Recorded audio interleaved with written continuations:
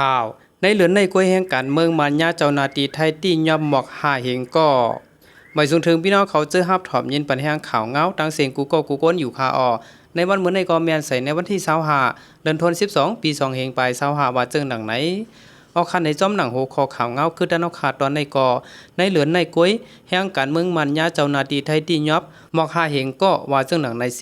เดี๋ยวเอามาสืบปืนเพปันพี่น้องเขาฮับถอมยินกันคาออ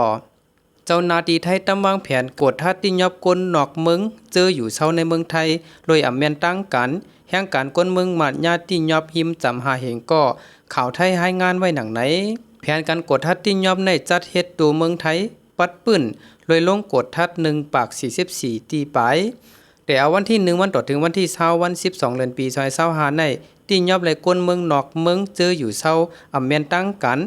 12,000เฮง2ปากปลาย7ก็ในนั้นเป็นแห่งการเมืองโฮมตุมมัน4เฮง9ปากปลาย23ก็ก้นเมืองกัมพูชา5ปากปลาย6ก็ก้นเมืองลาว5ปากปลาย7ก็และก้นนอกเมืองแทงหลายๆเมืองว่าจึงหนังไหนก้นเจอญาติยอมนั้นย้อนอยู่เซาในเมืองไทยอำแม่นตั้งการแลอยู่เซาป่วนหรือข้าวย้ำจอยแถมต่อส่งก้นนอกเมืองเข้าออกเมืองไทยรวยอำแม่นตั้งกันเรื่องตั้งพิษซื้อเกี่ยวข้องแห่งกันและยาเมากำอีกแทงเรื่องตั้งพิษหลายๆอันในอยู่ยาวในนั้นเจอยาเปิดเรื่องเอาตั้งพิษย้อนอยู่เศร้าอำเมียนจอมปักเปิงนั่นเปลี่ยนอันนำสุดว่าจังหนังในคาอ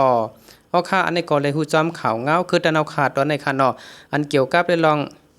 ในเหลือนในกล้วยแห่งการเมืองมันญาเจ้าหน้าที่ไทยที่ยอบหมอกหาเหงก็นั่นก็มีเรื่องหนังในคาอันในก่อนั่งเงินหอมจุ่มข่าวผู้โดยฮอกไล่เตรียมต่างไว้เสข้าเฮาเลยสืบเปิ้นเพปันพี่น้องเขาฮับถอมยินกันอยู่คาไม่ทรงตั้งเสียงค่ะ